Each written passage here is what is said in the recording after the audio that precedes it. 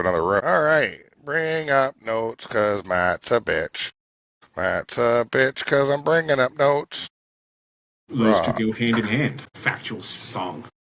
Frag a bitch in his fucking That's why I kitchen. like your songs, Nick, because they're educational. Scientifically correct. All right. 23 minutes. Let's go. You got somebody coming over? Yeah. And he's never late. Oh, Toby will be here at 7. Toby will be here around 7:30. So he's never late. Recording now. Okay, Welcome to Toby. You threw me off. Welcome to KayFabe Wrestling Talk. This is where you come to hear how wrestling should be talked about. Matthew Barnaby. My name is Nick. I'm all red today. You're really red. You're in raw colors. That's what you are.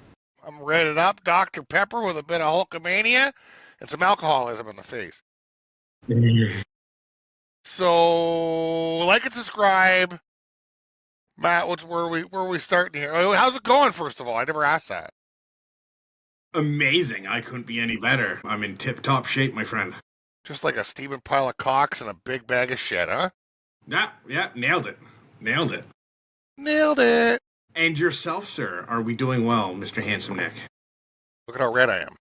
I mean, obviously, that's a stupid ridiculous question. You're amazing. Yeah, let's... Killing it! What's first? We can jump right in. Let's talk about Monday Night Raw from February 9th with Michael Cole and Corey Graves. So this was fun because the opening, I usually don't really care about the people walking into arena. It's kind of exciting. We saw CM Punk and AJ Lee. And Becky not happy. And Becky about 10 feet behind them, looking like an angry cartoon villain, like being foiled or something, you know? Like, she looks like she wants to rip nuts and eat them.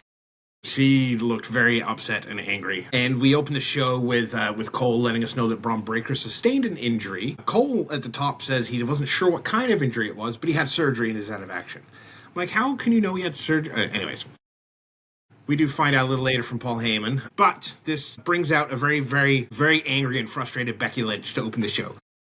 All she wanted to do was talk about the completely true and non-legal injustice of the Royal Rumble because of the fact that she landed on her back and her feet didn't touch the ground.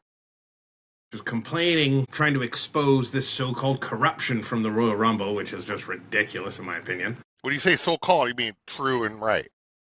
No, I mean so-called. I nailed those words were very deliberate and accurate. Hey, that one-legged wrestler, how do you even eliminate him?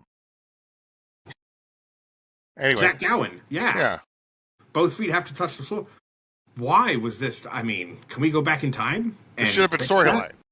That's amazing. Why did... thanks. That's all I'm going to think about for the next 3 days. Nobody brought this up 20, 15... long time ago? 15, 20 years. I mean, you didn't. We talked wrestling then too. You should have been all over that. Cocaine's a hell of a drug. I was gonna say I blame you, but we know what to blame. All right, so she's complaining, and she's like, I can't complain about the corruption of the Royal Rumble because who's here? And we get a very quiet, half-hearted AJ Lee chant. But then her music hits, the crowd got a lot louder for that, and she skips her way to the ring like AJ does. So this was fun. I think people are getting sick of this. Old people coming back that doesn't really know how to wrestle. You don't think AJ knows how to wrestle? Rusty. I definitely think she's rusty, but I also definitely think Bella level. That's low, man. That's low. That hurts. The John Cena X Bella, I mean. Okay, that's even worse. Yeah, it's worse for sure. I don't know how the other one wrestles. I haven't seen her wrestle really, so I guess a bit. You just spot in the Royal Rumble and that's about it. I mean, I could do that. I mean, I throw out an ACL and break my hip and neck and shoulder, but I do it. You give it a whirl. So yeah, Becky wants to know what the hell AJ's doing there. Airlift me over the top rope. I mean, so you and Zach Gowen, guaranteed Rumble winners. Ah, that's right. Yeah, no one's getting you over the top rope, and his 2 feet aren't touching the ground because one of them doesn't exist. Well, I mean, it's somewhere. We can track it down. This is rotted somewhere. Here's your leg. All right, anyway. It looks like a zombie dildo foot. No, I am now. I was a zombie. This is what I have to put up with every week, guys. Yeah. It's not easy. It's not easy. I'm just saying. Jealous? Can we get through the first 5 minutes of Raw? Yeah, let's go. So I have to admit I did laugh. She's asking AJ what she's doing there. She's like, "Hey, Maxine's my friend. I'm here to cheer her on. Maybe hit catering." And Becky is throwing a temper tantrum. He's like, "You're trying to be cute with your stupid eyebrows." Brilliant, hilarious. And Becky's saying, "Hey, AJ, you ruined my life," which AJ thinks is a tad dramatic. And then she lists off all the times she's beaten Becky. She's like, "Although I did beat you at WrestlePalooza and War Games and."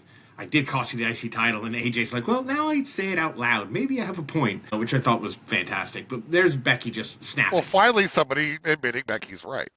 Well, I mean, she's just snapping. She's laughing and crying. I mean, Becky in full form. Becky is going full Becky at this point in time. And at this point, she says, Elimination Chamber is in your hometown, which is in Chicago. Hi, Chi-Town. And she wants to fight AJ, although she said it in a really snappy, crazy way, which was great. And AJ was like, you want to fight me one-on-one in Elimination Chamber? Aw, Becky, I knew you liked me. I really like the interaction between these two. But, long story long, Becky saying that, hey, Becky, or AJ says, hey, Becky, you're one of the greatest of all times, but what does it mean if I beat you? Does that make me better? Or does it make me the number one contender for the IC title? So Becky not happy about that at all. She doesn't want to give AJ a shot. She says she's not even on the roster. So AJ's like, all right, then no match. If you're not going to put the belt on the line, no match. And essentially what we come down to is, AJ threatening to not even get in the ring with Becky. So Becky agrees. They're going to have a match at Elimination Chamber. And if AJ wins, she's going to be the number one contender, which I smell a Mania match, which is awesome. No. I think the Elimination Chamber match is for the title. I don't believe so, because she's like, if I beat you one-on-one, then I become the number one contender. Okay. I'm going to have to... I thought she said, fine, I'll put the title up. She did, like, but they were talking... She said, no title, no match. I mean, we can look that up, but... Look it up later. I'm pretty sure that's the way it went down, right? Becky Lee, AJ at Elimination Chamber. If AJ wins, she's number one contender for the IC title. It's a mean line, but it's also like it hits pretty good. Was Becky saying, if you thought the man held you down when you were here before, referring to herself as the man now, and all the men in AJ's era when they were making her do diva stuff. I thought that was a pretty clever line, to be honest with you. Anyway, so AJ Becky Elimination Chamber, whether it's for the title or not, we'll see. It is, yes. So it is on for a week and a half from now, 2 weeks from now. It's just Becky's like the best wrestler ever. Like, shouldn't we have like Charlotte Flair and like all these like Bliss and like really talented, seasoned people wrestling her? Like, even Ripley, the number of Asians that are amazing. I mean, I know like she just did like a run with the worst women's wrestler in wrestling. I mean, AJ's better than her, but is she putting up an epic battle? Are we seeing a Becky versus... We'll know in 2 weeks. We'll know in 2 weeks, right? I have faith. She is married to my favorite wrestler, so you'd like to think some of that's going to rub off. Let me know if you hear this. Okay, sorry, I thought you were going to... It's me cheering for you. I just found sound effects. Oh. Wait, okay, first of all, what's next? Wait. Match number 1 is a tag team title championship match with the Usos, who are the current champions, versus Alpha Academy, who had a really fun showing last week to become the number 1 contenders. In Toronto. This was a really fun match. There was a handshake to start. This was far more competitive than I thought it was going to be. Alpha Academy almost walked away with it. All Alpha. It was insane. At one point, Otis gorilla press slams Tozawa over the top rope and onto the Usos. And Tozawa was cleaning house for a bit. Like, he looked credible. Like, he looked like a legit threat. I thought it was really, really cool. I'm so glad you found sound effects. I'm so glad you found that. Well, there's a drum joke one when we do jokes. Boom. Perfect. I mean, gonna be hot in that button. Is this the Usos' first title defense? Yes, I think so. Okay. Yeah, it's sad. I kind of wanted Alpha to win this one, but yeah, no, I don't think they have since Because Jimmy's been like NOA, whatever the word is for a while. MIA. Yeah. MIA. I do notice of assignments. NOA doesn't work, so that's all I got in my head. Yes, good match. Fortunately, I really wanted to see what's going to happen because you can see it. We're going to split again, you think? No, there's going to be a dark side move. I don't know if Otis is going to turn on Tozawa or they're both going to go Yeah. to the other side. Very, very possible. Yeah, because I know Jimmy and Jay have had some issues, so I was kind of thinking, if they win, somebody's going to blame somebody and they're going to break up. Is kind of what I thought was even going to happen in the match. I don't know them. I know they've had their issues in the past, so it's not unheard of. But I figured they're just getting on the same page again. I want to give them some longevity there, but we'll see. It was interesting that at one point I think it was Jimmy was talking to the ref inside the ring while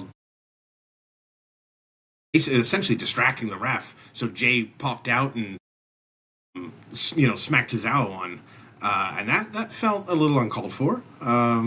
Felt a little underhanded tactics by the Usos there to get one up on Tozawa. That's why they retain, because they use every single they do what they need to do to win. Get. I will also real quick before we wrap this match up. Tozawa's suicide dive party. That was nuts. Because we used to call it a super kick party when everyone does super kicks. It's just Tozawa doing 6 different or 8 different suicide dives back. Did you see where he did this? Yeah. Let's roll it back, little. Yeah.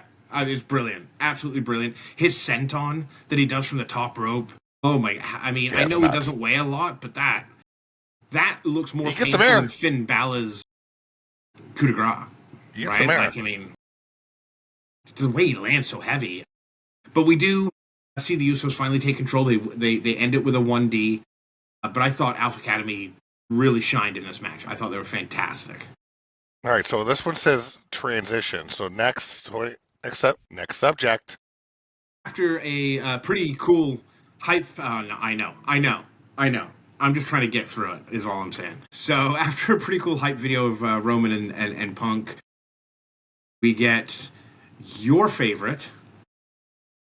Mr. Dirty Dom comes out with Liv. He gives Liv some roses. In a vase that somehow doesn't get used. Who brings a vase into a wrestling ring and doesn't hit somebody with it? May as well be a chair. Like, what are you doing? What's going on? It's a waste of a vase. It's a waste of a vase. It's a waste of a vase. I hear you. Although, I was a little jealous because Liv says that Dom will get his present later. And laughs maniacally. Yes, they're gonna have pasta. So Liv does her shtick and spiel about how she's the greatest Rumble winner ever. I'm gonna have to upload some media that just says fellatio when I press it. Fellatio! I can't wait to upload some stuff. All right, go on.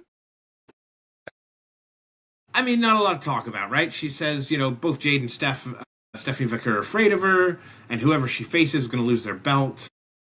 That's when Dom attempts to speak, and as soon as he opens his mouth, Stephanie Vicker's pyro hits, and it looked like it scared the hell out of Dom. It was brilliant. Scared Zippy. Zippy was here. It's literally scared her. And by the way, Vakir wants Liv's ass. Touche? Or wait. Same Z's, that's what I meant. So, Steph gets up on the ring, and Dom, gets up in front of her. So she smacks Dom down. Yeah, right? He's got and they do some back and forth in Spanish, and I like it because Liv's like, "What did she say?" And Dom's like, "I got this," and then spews back Spanish at her, at Stephanie Vicker, and Liv again is like, "What did you say?" And Stephanie Vicker's like, "That is a little bitch," which I thought was a nice little jab. Liv isn't picking anyone right now. And Liv shares the only Spanish that she knows by calling Stephanie Vicker a puta.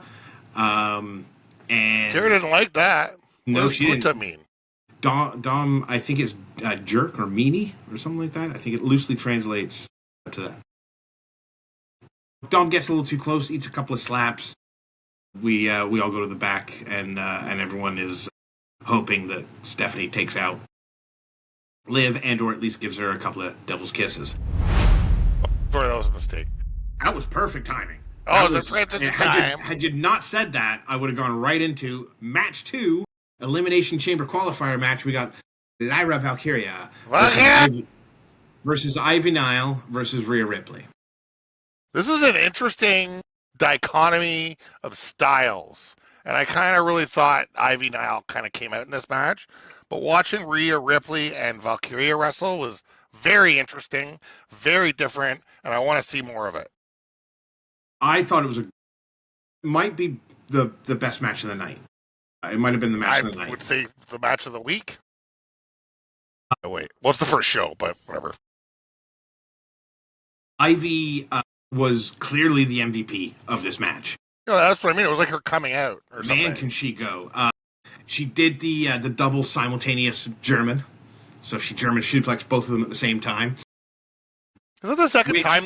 Did that happen in the first match too? Which looked good. However, we'll talk about that in a few minutes when somebody else did it and was phenomenal. Later? Yeah, it happens later. Same with the Tower of Terror. They pulled off one of those. However, Ivy was the anchor at the bottom with her almost in a tree of tree of Joey Lawrence. Whoa! Where she German suplexes Rhea. And she has to come up. She's hanging. And she came up and kind of power bombed them. I call it more of a power bomb. You sound like Michael Cole right now calling that a suplex. Well, she was behind, so she did a German with Lyra doing the suplex to Rhea, who was at the very top of it. But you're a joke, dude. Either way, Ivy looks hell of a match. Either way, right? There was a weird moment where Rhea was trying to get Lyra up on her shoulders and she couldn't, and then it looked like maybe the improvising she got her on her shoulders eventually. Well, Lyra wiggled out, man. She's got that greasy ass on her. She can slip right off her.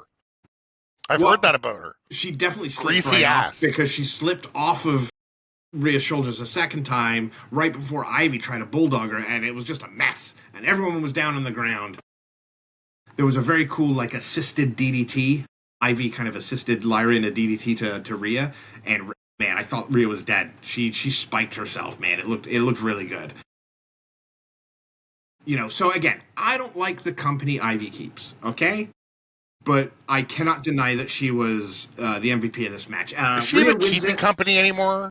I mean, how was she down there with Alpha Academy for their tag team match? Or is American Made? No, she wasn't. American Made, I mean, no. We gotta switch. We gotta change. I know, it's a lot. We got too many Olympic-style songs. Because Chad Gable ran both of them, right, at one point. It's confusing. Yeah, it is annoying.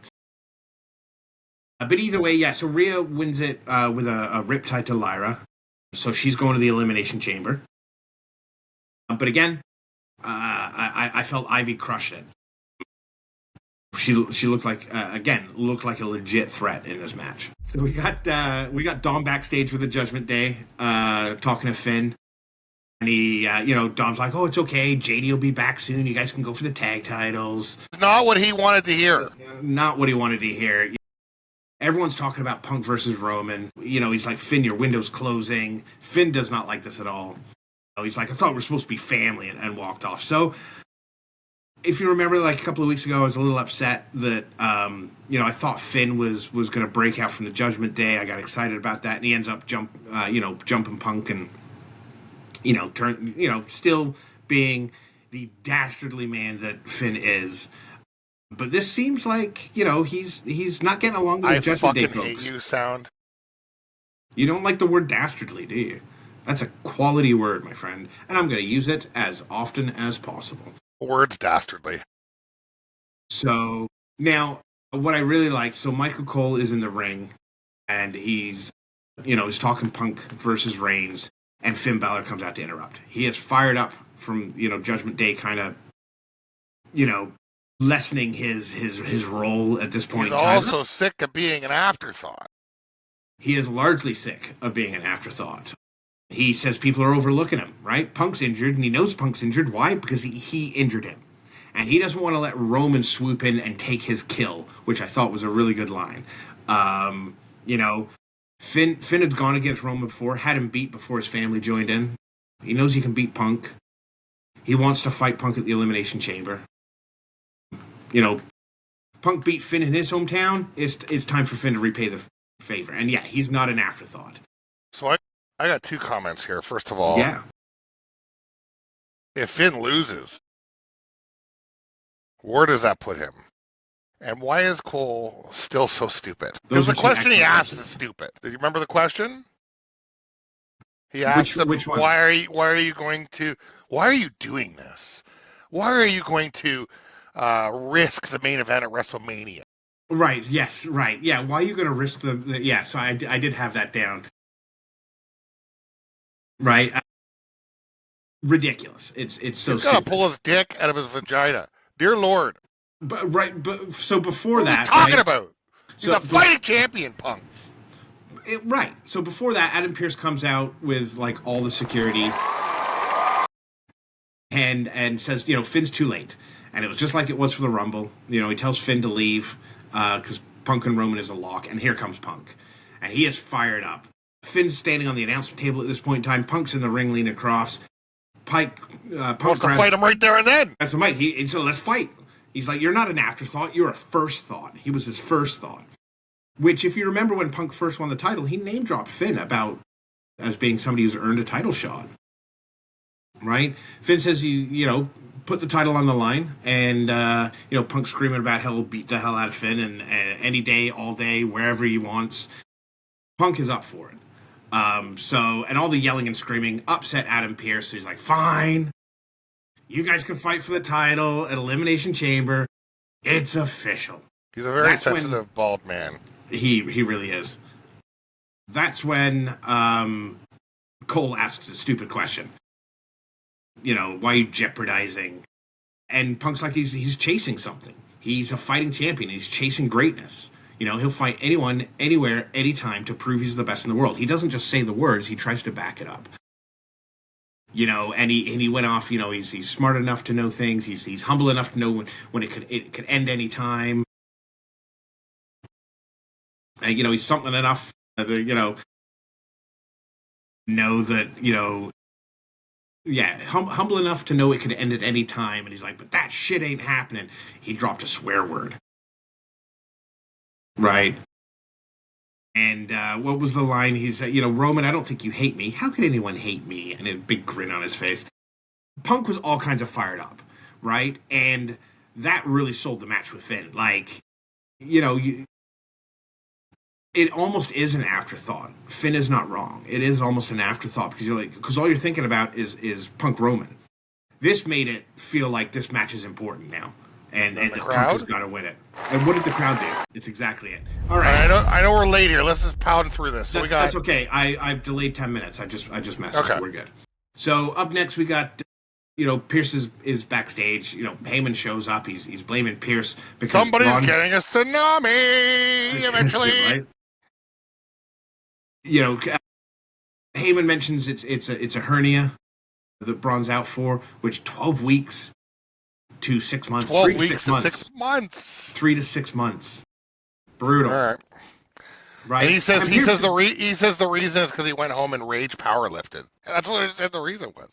And I remember what's his name was the other Braun's like, don't worry, it's not your problem anymore. My problem.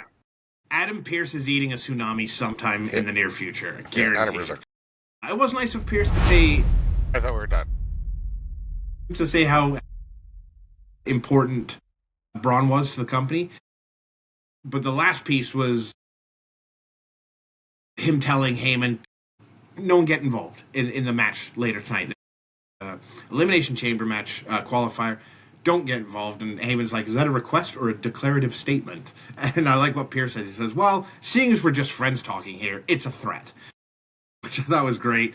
Logan Paul's like, what are you going to do about it? Bronson pulls him away. We move on to the next match. I was all geared up to do the... I was going to do the accenting. All right. Boom. So the next match isn't much of a match, right? Maxine versus Natty. It's half a match. And it's a third of a Natty beatdown. It was a Natty beatdown. And I'm not a fan of Natty's new attitude at all, whatsoever. But I will say, when those two are in the ring together, you can really see the experience difference between these two. Natty is almost a flawless technical wrestler. She'll be champion this year. Like her or hate her, she is almost a flawless technical wrestler. That's just she the has way the gimmick. Her style right now is the style she should have had 10 years ago. She would have been as dominant as Charlotte. She's been doing this stupid, she's a kitty cat thing and the stuff and the makeup and the. She did a fart thing at one point as well. Was there a fart thing? She was a farter at one point. Yeah, it's just brutal. She clears the announce table and just beats the shit out of Maxine. Just brutal. The bell goes for either a count out or a DQ. I couldn't even tell, but she's just beating down Maxine until AJ Lee's music hits. That was the reason she was here. Save her buddy, but, Natty releases a hold and bails through the crowd before AJ can get her hands on her. As AJ's helping Maxine to the back, she gets jumped by Becky. So now you've got both AJ and Maxine kind of hobbling to the back. Just to obviously further things with AJ Lee and Becky, but also potentially set up something with AJ and Natty. So that should be interesting. Match number 4. Not much to say about this match, right? Javon and a bunch of Mexicans.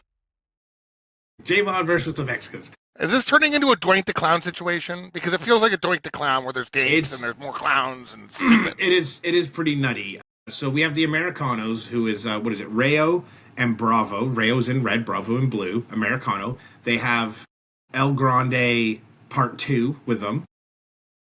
And then it's versus Javon Evans. He has a mystery partner, and that mystery partner is the guy they are billing as the OG El Grande Americano. Which means he's 150 years old, because he's been around since the 1800s. And I don't know. I'm kind of with Cole on this one. I'm pretty sure that might be Chad Gable. You see, Chad Gable can't grow a beard. That, you might not be wrong. But he introduces the original Americano, El Grande Americano. Cole calls him the best, and Corey Graves was not happy. But it's the OG gracias with the finger. It's ridiculous. The only good thing out of this match was that OG cutter. I said every week that vertical leap of Javon is ridiculous. He drop kicked Rayo Americano, but he came down on him. He was so high, it wasn't like a straight drop kick. He came down on him with a drop kick. Ridiculous.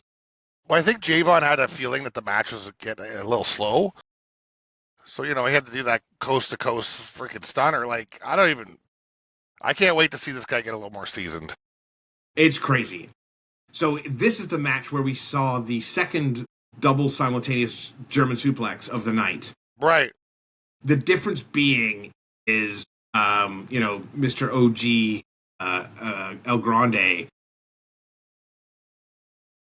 he literally picked them both up. And it wasn't just like, I'm going to throw you guys and everyone goes over. He literally picked them up, went back, and then went down. It wasn't quite as slow as like a delayed, but it was enough, and it was two people, and it's stupid. Yeah, pound for pound, strongest man in wrestling. Right? Yeah, he's probably close to Chad Gable, but Chad's injured. So. All right, so... Well, let's talk about that cutter real quick. The greatest move I've seen on Raw could have been a WrestleMania move. It's I can't believe they did that at a Raw. Unbelievable. So Bravo goes up with a frog splash. He's in the middle of the air doing a frog splash. Here comes Javon from the opposite side post to hit the OG cutter and catches him perfectly. God. Yeah, and the slow-mo replay made it look even better, even more impressive. Making those fancy RKOs look like nothing. It was just the timing, the room for error. Well, you've seen some of those RKOs where they're just kind of flying through the air and he catches them on his bicep, right? But Javon grabbed him and held him and hit it. Unbelievable. Incredible. That gets OG and Javon the win. Unbelievable ending. Absolutely loved it. The Americanos try to unmask each other. It didn't work. And then we can move on. So we got the Elimination Chamber qualifying match, main event, right? Who is it? LA Knight. LA Knight, Austin Theory, and Penta. Is Austin a Theory and Penta? I thought it was kind of a mediocre match. You know, your favorite okay. LA Idiot, the winner. The most interesting thing that happened, though, is when the Vision interfered and then the Masked Man came down, all the Vision were there. So a lot of people were thinking Austin Theory, were thinking Logan Paul. Yeah, there goes that idea. Who the hell is it? Is it Jericho? No idea. Great question. Too skinny and tall to be Jericho, in my opinion, but... Yeah, agreed. Although, I mean, it could be anyone. Is it Maven? Have to be anyone. It doesn't have to be anyone until it needs to be someone. No, I know. Is it Maven? You think it's Maven, maybe? Oh my god, Maven? I mean, I wouldn't see that coming. That would be about as exciting as when we found out it was Austin Theory, so it's on par. It'd actually be more exciting because how stupid it would... Like, it's more stupid, so it would be actually more exciting. I do like LA Knight's... It's like a float-over suplex into a neck breaker, right? Austin went to suplex him. LA Knight kind of floats over and lands on his feet behind him, so they're back-to-back, and he pulls off the neck breaker. I really like that. Austin Theory had a couple of nice moves, but I'm just not feeling it from him. You know, I mean, he needs to talk or something. I mean, he needs to do something because it ain't working. He's not the tough guy, but he's acting like Solo or something, or he's acting like Fatu or whatever. It's not who he is. But we are going to see a idiot in the Elimination Chamber with Randy Orton. Those are the two that have qualified so far. So we'll see what happens. You're right. I didn't hate the match, but it wasn't like, oh my god, that was great. It was okay. They went through the motions. It was okay. I just thought like the three people would have put on a better match, but yeah, I feel that. I was expecting a little more fun out of Penta. Overall, not a bad Raw. The women's match was fantastic. Best match for sure, start to finish. The best match, best move is the stunner, of course. I mean, that's something the Americanos and Javon. It was that. You're going to see that stunner for years. Unbelievable. It's going to get replayed a million times.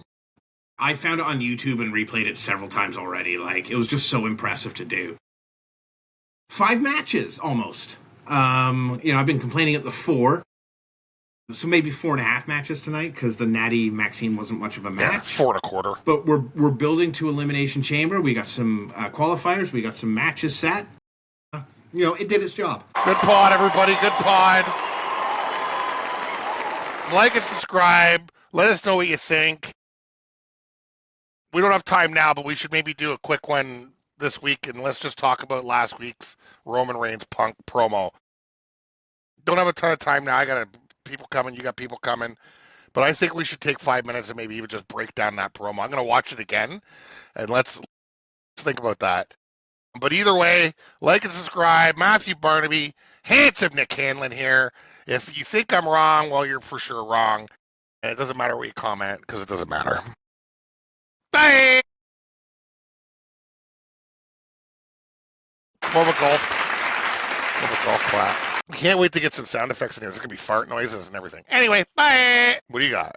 I was just, once we're done, I am going to do my best to be annoyed every time you play sound effects. Yeah, it's perfect. I think it's brilliant. It's so annoying to who I should be. So, yeah, you can't like that sentence is too long. You can't. Move on! That's a beautiful thing. All right, here's... Hey. Like and subscribe!